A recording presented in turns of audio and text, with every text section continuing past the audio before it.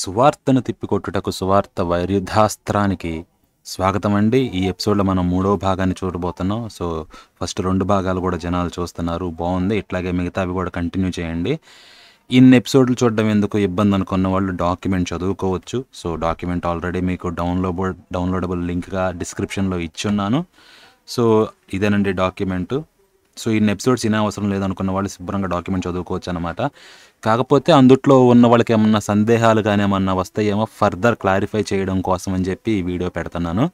So explain చేస్తాను అక్కడ రాసింది ఏంటి, దాని వెనకాల ఆర్గ్యుమెంట్ ఏంటి అని.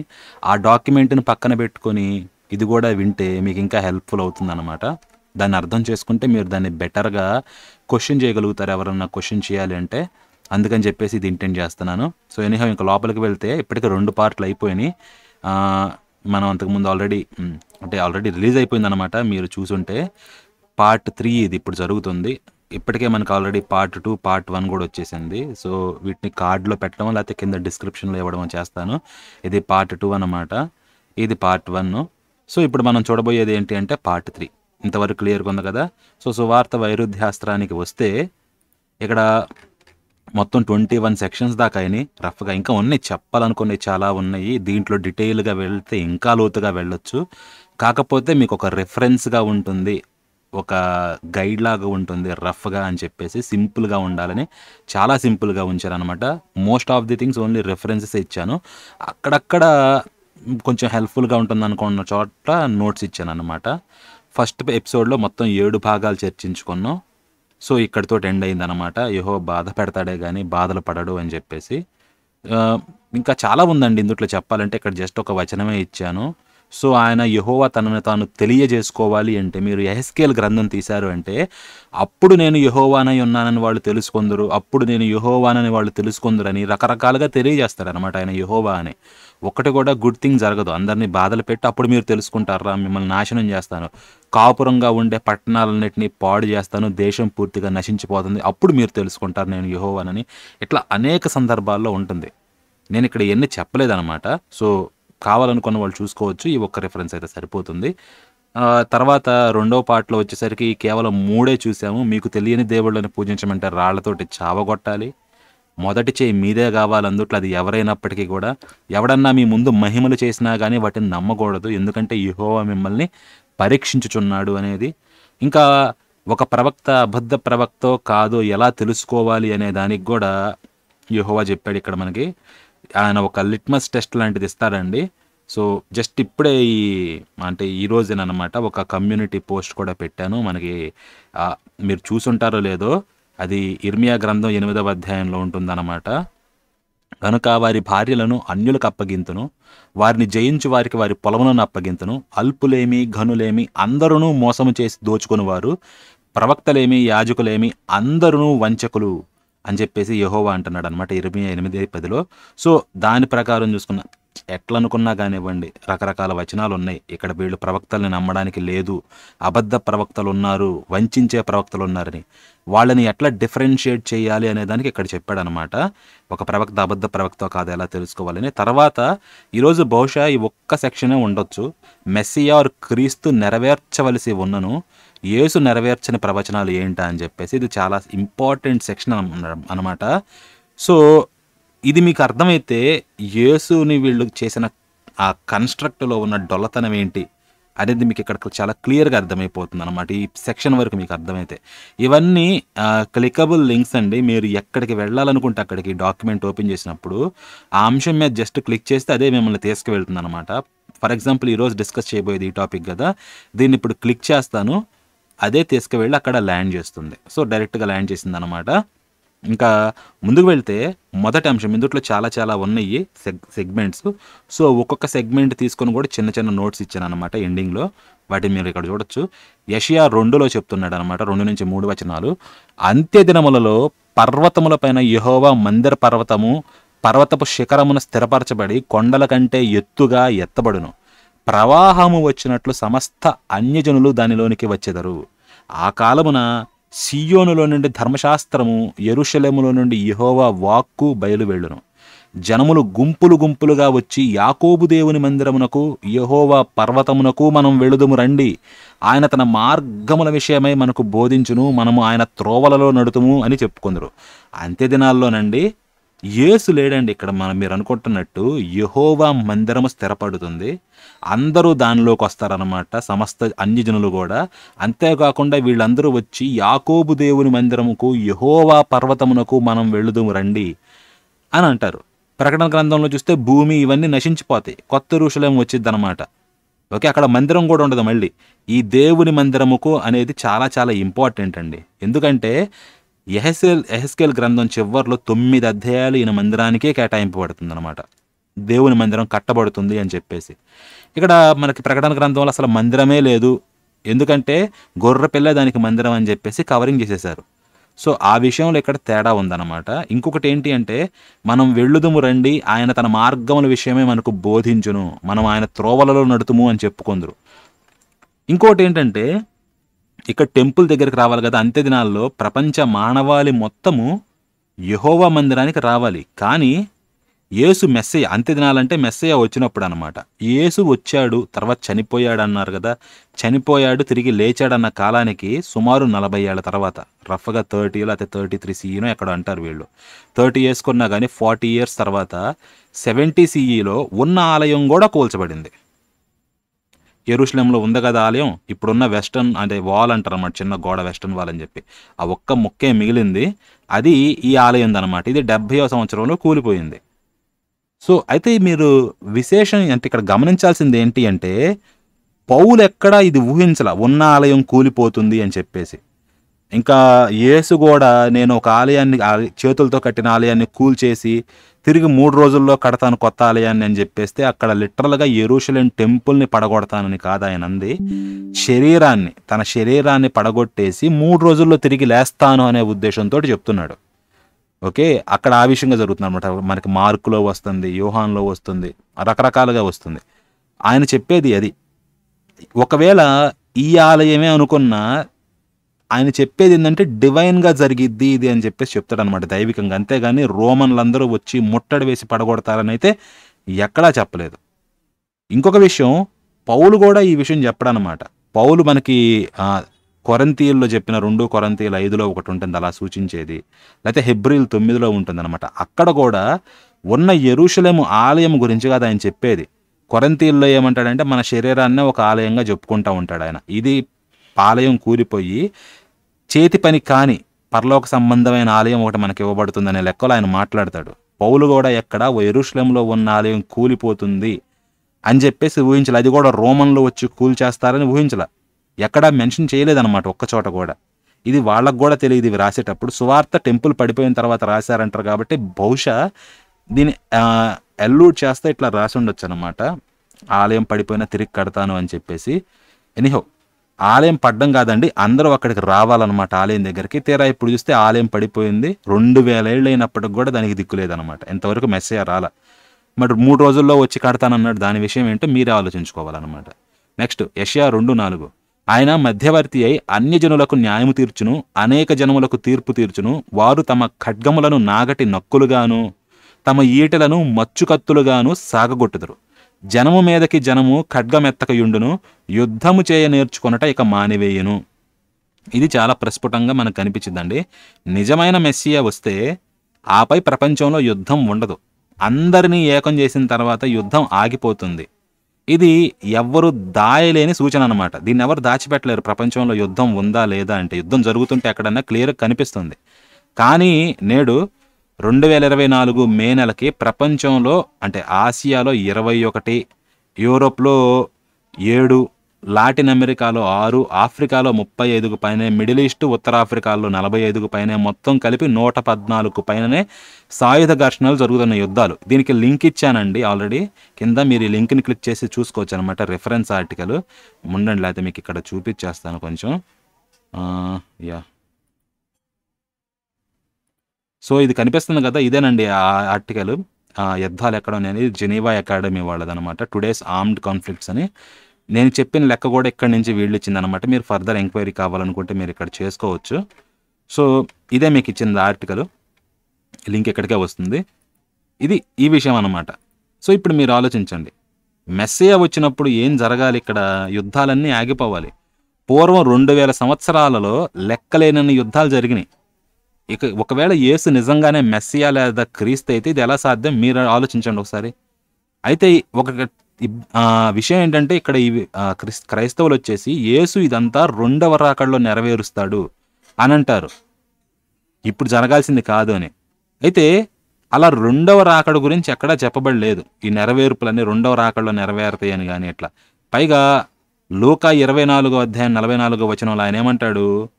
అంతటా ఆయన మోషే ధర్మశాస్త్రములలోను ప్రవక్తల గ్రంథములలోను కీర్తనలలోను నన్ను గూర్చి వ్రాయబడినవి అన్నీయు నెరవేరవలెనని నేను మీ యొద్ద ఉండినప్పుడు మీతో చెప్పాను కదా, ఆ మాటలు నెరవేరినవి. అంటే ఏమేమి రాసన్నాయి అవన్నీ కూడా నెరవేరినాయి అని చెప్పాడు ఈయన పైకి వెళ్ళేటప్పుడు.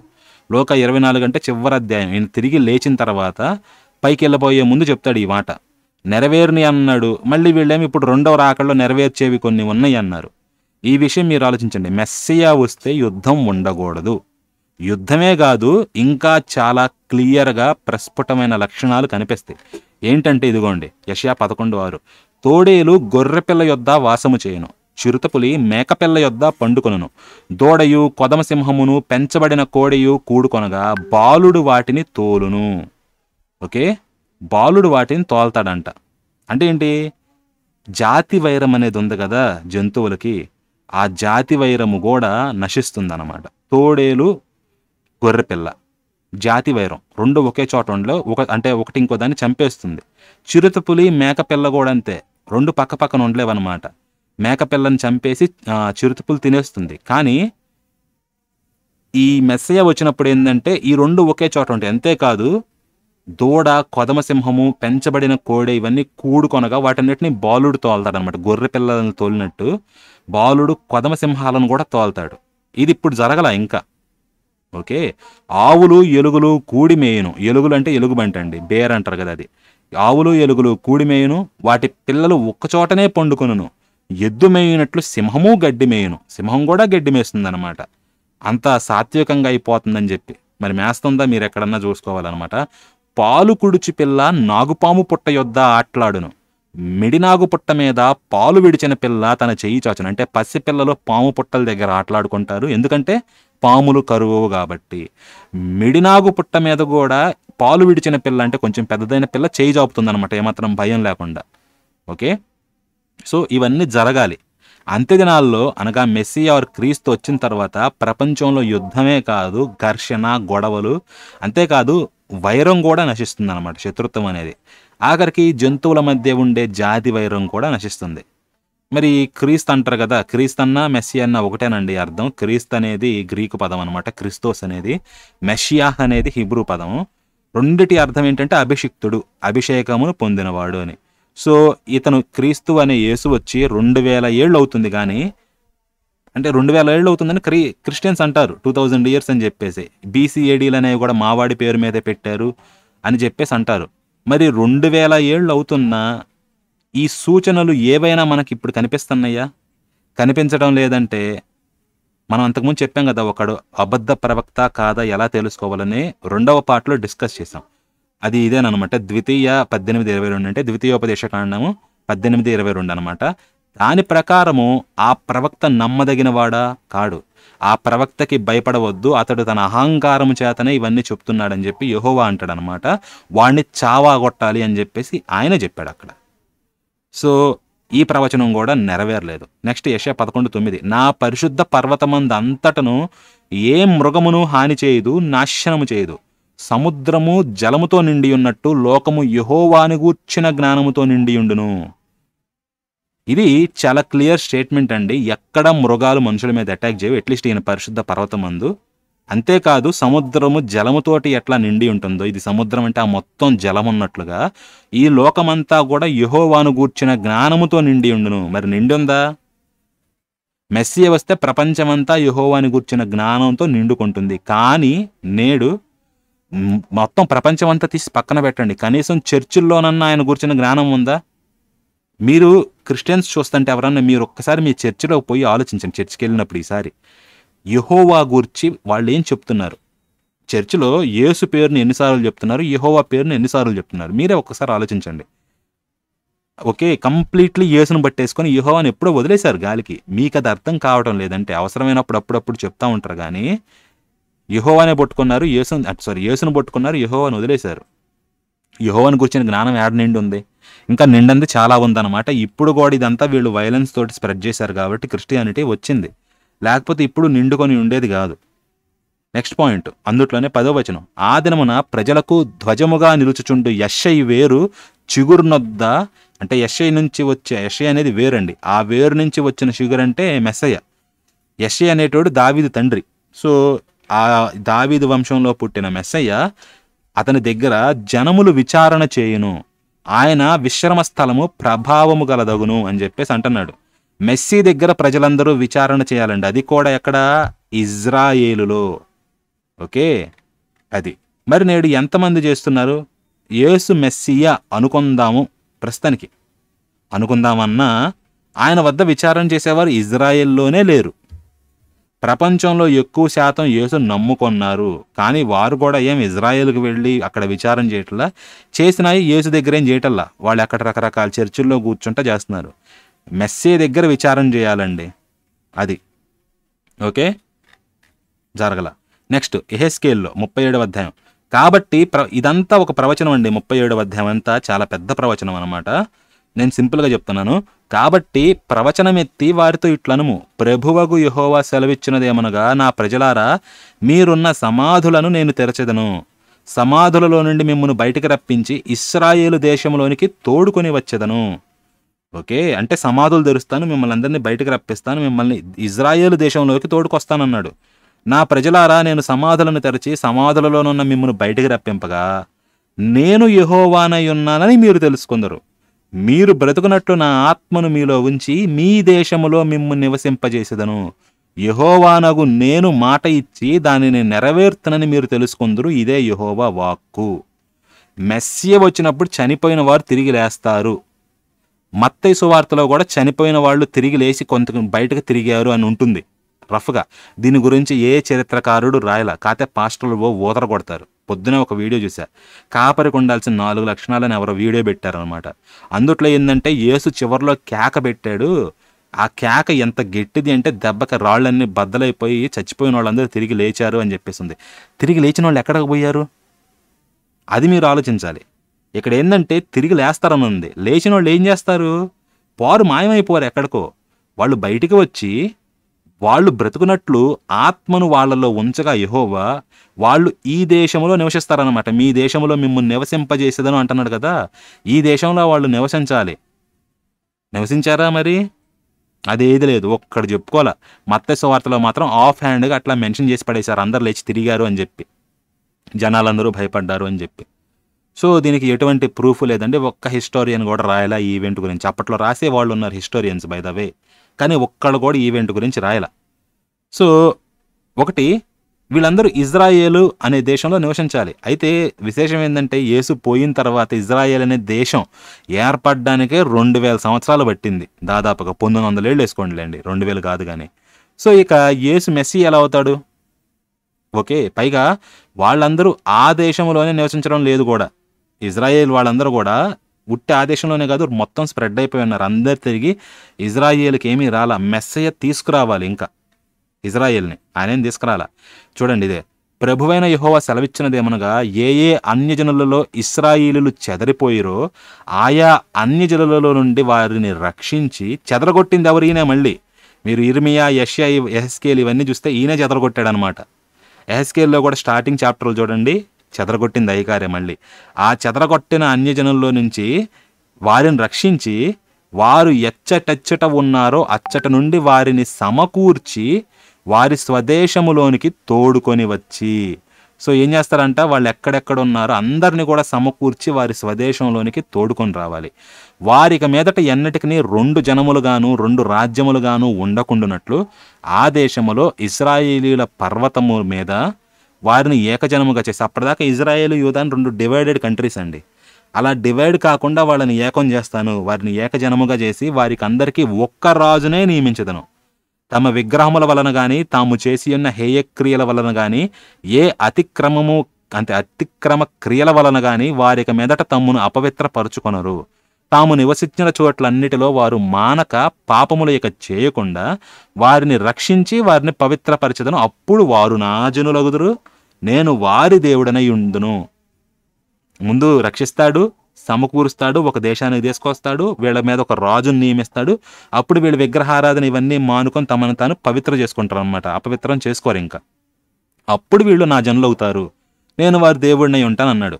మెస్సియ మొత్తం భూమంతా చెదిరిపోయిన ఇజ్రాయేలీలను రక్షించి తిరిగి ఇజ్రాయేలుకు తీసుకురావాలి, వారిని ఏకం చేయాలి. అన్నిటికన్నా ముఖ్యంగా ఒక రాజును నియమిస్తాను అని యెహోవా చెప్తున్నాడు. అంటే ఏంటి? రాబోయే మెస్సియ వారికి రాజుగా ఉండాలి. ఎక్కడుండాలి? వీరిని ఏ దేశంలో అయితే సమకూర్చాడో, సమకూర్చి ఏ స్వదేశానికి తోడుకొని వచ్చాడో అక్కడ ఉండాలి రాజుగా. ఓకే, ఇజ్రాయేలీల పర్వతముల మీద ఉండాలన్నమాట. ఓకే, అది. కానీ యేసు ఏమన్నాడు చూడండి, ఏమంటున్నాడు. సో ఇప్పుడు మీరు ఒక క్వశ్చన్ వేసుకోవాలి, యేసు ఎవరిని రక్షించాడు? తిరిగి అందరినీ సమకూర్చి అన్యుల్లో నుండి ఎవరిని స్వదేశంలోనికి తీసుకొచ్చాడు, ఏకం చేశాడు? అని మీరు అడగాల్సిన క్వశ్చన్స్ అనమాట. ఇక ఆయన రాజుగా ఉన్నాడా అంటే ఆ విషయానికి వస్తే యోహాన్లో ఉంటుంది 18:36లో, నా రాజ్యం ఈ లోక సంబంధమైనది కాదు అని యేసే అంటాడు. పైన చూస్తే మీరు రాజ్యం ఈ లోక సంబంధమైనదే, ఈ లోకంలోనే జనాలను సమకూర్చి ఆ ఇజ్రాయేల్ పర్వతముల మీదే వారిని ఏకజనముగా చేసి అక్కడే వాళ్ళకి ఒక రాజుని నియమిస్తాడు. అది. ఇది పాస్టర్లు కానీ ఇవన్నీ మీకు చెప్పరు అక్కడికి వచ్చినప్పుడు సువార్తకి అని చెప్పి. యేసు ఈ నా రాజ్యం ఈ లోక సంబంధమైంది కాదన్నాడు అంటారు. దాని వెనకాల చాలా తతంగం ఉందన్నమాట. యాక్చువల్గా రావాల్సిన రాజు ఎవరు? ఇక్కడ ఉన్న జనాలకే, వాళ్ళని ఏలడానికే. సో ఇక ఆయన మెస్సీ ఎలా అవుతాడో మీరు ఆలోచించుకోవాలి. అయితే మీరు ఒక డౌట్ రావచ్చు, పోనీ మెస్సీ రాజ్యం పరలోకం ఉంటుందా? ఆయన నా రాజ్యం ఈ లోక సంబంధమైంది కాదన్నాడు. క్రీస్తు లేకపోతే మెస్సీ అంటారు కదా, మరి ఆయన రాజ్యం ఏమన్నా పరలోక సంబంధమైనదా? తదుపరి వచనాన్ని చూడండి. యెహెజ్కేలు 37లోనే, నా సేవకుడైన దావీదు వారికి రాజవును. నా సేవకుడైన దావీదు అంటే దావీదు వంశంలో పుట్టిన మెస్సియా అండి. వారికి అందరికీ కాపరి ఒక్కడే ఉండును. వారు నా విధులను అనుసరింతురు, నా కట్టడలను గైకొని ఆచరింతురు. మీ పితరులు నివసించినట్లు నా సేవకుడైన యాకోబునకు నేనిచ్చిన దేశములో వారు నివసింతురు. వారి పిల్లలను వారి పిల్లల పిల్లలను అక్కడ నిత్యము నివసింతురు. నా సేవకుడైన దావీదు ఎల్లకాలము వారికి అధిపతి అయి ఉండును. ఎక్కడ? ఆ రాజు అవుతాడనమాట. ఆ దేశంలో ఉంటారు. ఎవరు? నేనిచ్చిన దేశములో. ఏ దేశము? ఇజ్రాయేలు దేశం. వాళ్ళు నివసిస్తారు. వాళ్లే కాదు, వాళ్ళ పిల్లలు, వారి పిల్లల పిల్లలు అక్కడ నిత్యం నివసిస్తూ ఉంటారు. నా సేవకుడైన దావీదు ఎల్లకాలము వారికి అధిపతి అయి ఉంటాడు. అయితే ఇక్కడ ఇంకోటి ఉందండి, మెస్సియా అనేటోడు కూడా ఎల్లకాలం బతికేటోడు కాదు, ఎక్కువ కాలం బతుకుతాడు. కాకపోతే మెస్సియా చచ్చిపోయిన తర్వాత తిరిగి ఇంకొకటి మెస్సియా అవుతాడనమాట, అభిషిక్తుడు. రాజులందరూ కూడా అభిషిక్తులేనమాట. సౌలు, ఆ తర్వాత దావీదు, ఆ తర్వాత సొలొమోను, వీళ్ళందరూ అభిషిక్తులే. ఇది ఒక స్టాండర్డ్ ప్రోటోకాల్ అన్నమాట.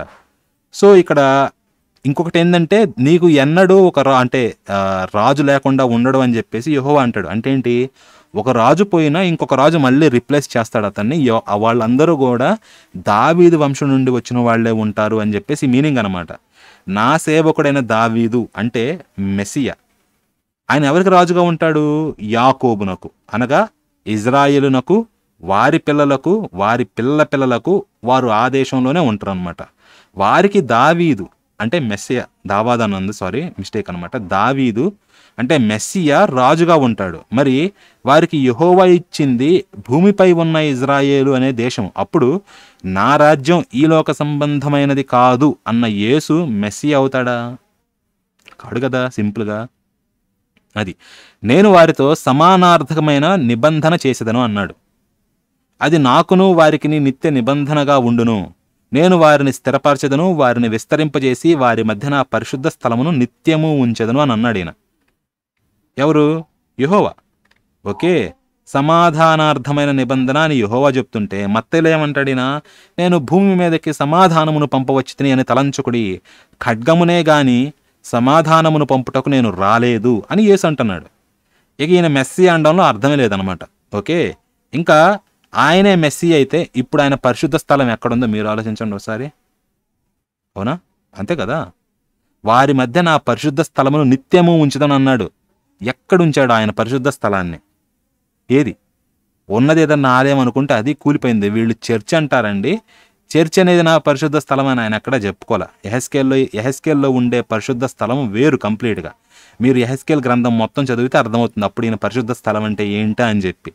చర్చ్ అసలు కానే కాదు. నెక్స్ట్ది యెహెజ్కేల్ 37లోనే, నా మందిరము వారికి పైగా నుండును, నేను వారి దేవుడనై ఉండును, వారు నా జనులై ఉందురు. ఓకే. మరియు వారి మధ్య నా పరిశుద్ధ స్థలము నిత్యము ఉండుటను బట్టి యెహోవానైన నేను ఇశ్రాయేలీలను పరిశుద్ధపరచువాడనని అన్యజనులు తెలుసుకొందురు.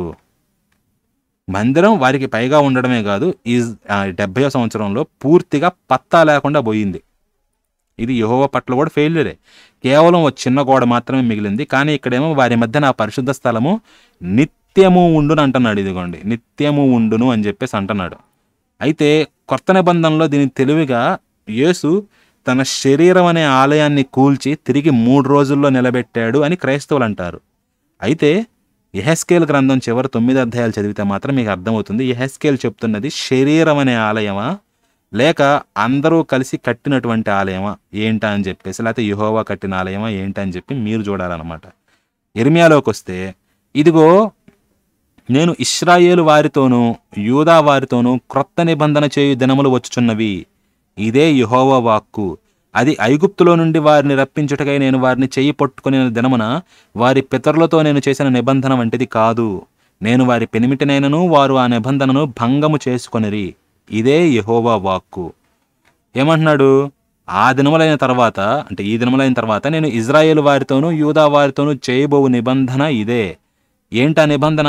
వారి మనస్సులలో నా ధర్మవిధి ఉంచెదను, వారి హృదయము మీద దాన్ని వ్రాసిదను, యెహోవా వాక్కు ఇదే. ఇదే క్రొత్త నిబంధన. కొత్త పుస్తకం వచ్చిద్దని కాదు, ఈయన ధర్మవిధిని వారి మనస్సుల్లో ఉంచుతాడు, వారి హృదయం మీద రాస్తాడు. ఇది నిబంధన. కొత్త నిబంధన అంటే కొత్త దేవుని సృష్టించడమో లేక వాక్యమే శరీరధారి అయి రావడమో కాదు. యోహాను 1:14 లాగా శిలువుపై వేలాడడమో మరణించడమో తిరిగి లేవడమో అంతకన్నా కాదనమాట. లేకపోతే యేసుని నమ్మితే పాపాలు పోవడం అసలే కాదు.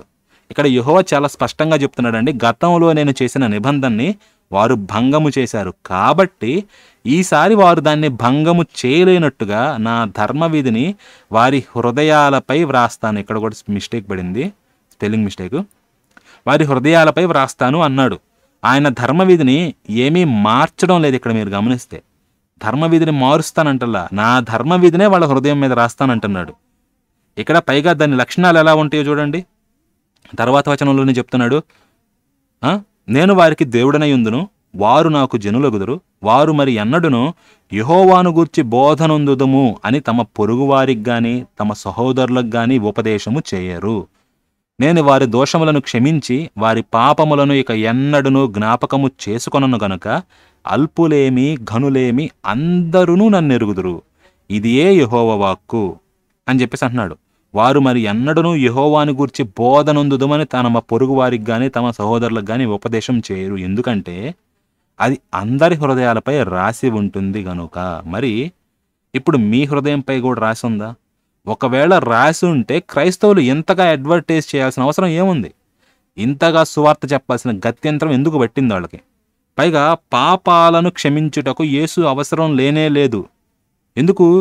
యెహోవాని చెప్తున్నాడు స్వయంగా పైన, వారి దోషములను క్షమించి వారి పాపములను ఇక ఎన్నడను జ్ఞాపకము చేసుకొనను. జ్ఞాపకము చేసుకొనను అంటే ఇక గుర్తు తెచ్చుకోడు, ఇంక మీరు శిక్షింపబడరు ఆ పాపాలకి. ఇక యేసుని నమ్మాల్సిన అవసరం ఏముందండి? ఇక్కడ యేసు గురించి చెప్పలేదు కదా, యేసు వచ్చాడు, మరణించాడు, సిలువెక్కాడు, ఇవన్నీ నమ్మాలి అని చెప్పేసి. ఇంకా ఇట్లాంటివి చెప్పాలంటే చాలా ఉన్నాయి. కానీ ఇవేవి నెరవేర్చకుండానే, ఇవేవి జరగకుండానే యేసు మెస్సియా క్రీస్తు, అంతేకాదు ఆయన దేవుడు కూడా అని చెప్తే నమ్మేవారిని ఇంక ఏమనాలో మీరే ఆలోచించుకోండి. ఇవేవి జరగకుండానే మీరు గమనిస్తే ప్రవచనాలు ఇవన్నీ చూపించాను కదా, వేసి చేయనివి ప్రవచనాలను 2 కోవల్లో వేయొచ్చు. క్రైస్తవుల ప్రకారం ఏంటంటే వాళ్ళు ఈ 2 కోవల్లో వేస్తారు. ఒకటి నెరవేరిన ప్రవచనాలు, రెండవ రాకల్లో నెరవేరే ప్రవచనాలు అనమాట. ఈ 2 కోవల్లో వేస్తారు. ఇప్పటిదాకా నెరవేరినవి, రెండవ రాకల్లో వచ్చి నెరవేర్చేవి. అయితే మీరు ఆలోచిస్తే ఇంకో విధంగా కూడా వీటిని విభజించవచ్చు. నేను 2 రకాలుగా విభజిస్తా. మీరు ఇప్పటిదాకా నిరూపించగలిగినవి, మీరు ఇప్పుడు నిరూపించలేనివి. అర్థం కాకపోతే ఇప్పుడు చూడండి,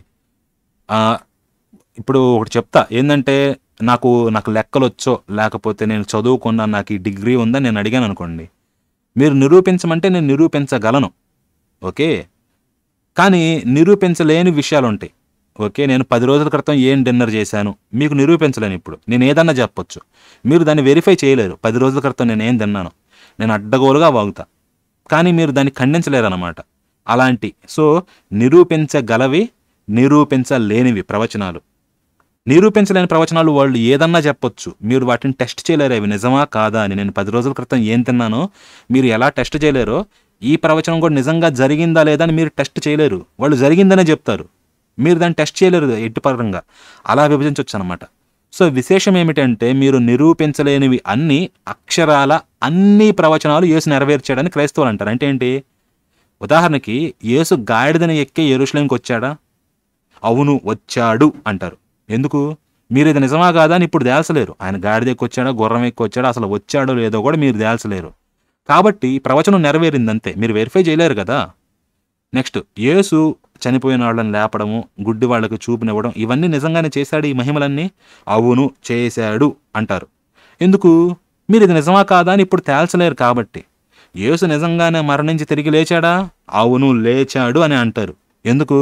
అది నిజమా కాదా ఇప్పుడు మీరు తేల్చలేరు కాబట్టి. ఇవన్నీ గతంలో నిక్షిప్తమై ఉన్నాయి కనుక మీరు ఎవ్వరూ, అంటే మీరు కానీ లేకపోతే ఇంకా ఎవ్వరూ కూడా నిరూపించలేరు కాబట్టి ఇవన్నీ జరిగాయి అని చెప్పి వాళ్ళు గట్టిగా చెప్తారు. కానీ ఒకవేళ మీరు నిరూపించగలిగే ప్రవచనాలుంటే అప్పుడేమంటారో చూడండి. ఏ ప్రవచనం కూడా ఇదిగోండి, మీరు గతంలో జరిగి ఈరోజు కూడా నిరూపించగలిగిన ప్రవచనాలు ఏమన్నా ఉన్నాయంటే అవన్నీ కూడా అక్షరాల అన్నీ కూడా రెండవ రాకడనే అందమైన అబద్ధంలోనికి నెట్టేస్తారు క్రైస్తవులు. ఎగ్జాంపుల్, మెస్సియా వస్తే ప్రపంచంలో యుద్ధాలన్నీ ఆగిపోవాలి. యేసు మెస్సియా అంటారు కదా, మరి ఆగిపోయాయా? ఆగిపోతే మీరు క్లియర్గా చెప్పగలరు ఇప్పుడు. కానీ ఆగిపోలే. మీకు ఇందాక ఆర్టికల్ చూపించా, మనకే తెలుసు ఇండియా పాకిస్తాన్, ఇండియా చైనా గొడవలు ఇవన్నీ. మనం పీకరంగా వెపన్స్ కొంటున్నారు. అమెరికా అనే దేశం బాగా నిలబడుతుంది ఆ వెపన్స్ అమ్మకాల మీద. సో ఒకవేళ ఆగిపోతే గనక యుద్ధాలు అనేవి, ఈ విషయాన్ని మీరు ఈరోజు కళ్ళారా చూడవచ్చు. ప్రూఫ్ అన్నమాట. అందుకనే మీరు ఇది వెరిఫై చేయగలరు కాబట్టి, ఇది ఇంకా జరగలేదు కాబట్టి ఈ విషయాన్ని రెండవ రాకడ నెరవేరుస్తుందని దాంట్లోకి నెట్టేశారు.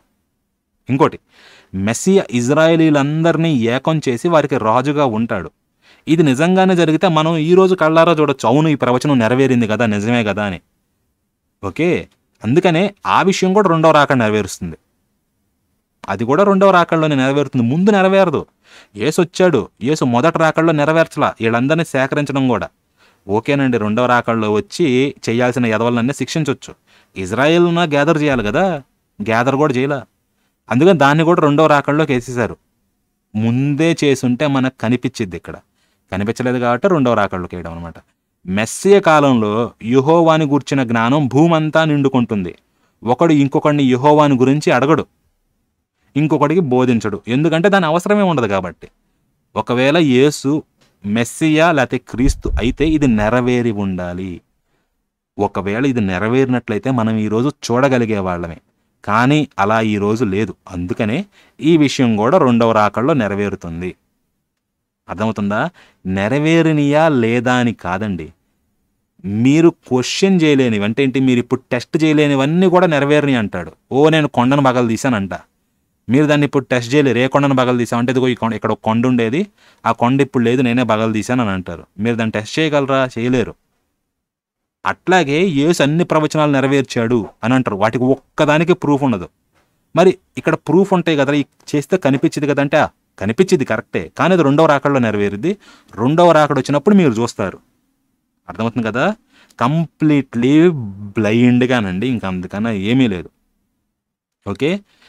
సో అందుకనే అన్ని రెండవ రాకడలో నెరవేరుతాయి అని చెప్పి నెట్టేస్తారన్నమాట. ఓకే. జరగని వాటన్నిటినీ కూడా, అవి మీరు జరిగినా కానీ, జరిగినాయా జరగలేదని కాదు, మీరు టెస్ట్ చేయగలరా టెస్ట్ చేయలేరా అనే విషయం మీద డిపెండ్ అవుతుంది. మీరు టెస్ట్ చేయగలిగినవన్నీ రెండవ రాకడ, మీరు టెస్ట్ చేయలేనివన్నీ జరిగిపోయినాయి.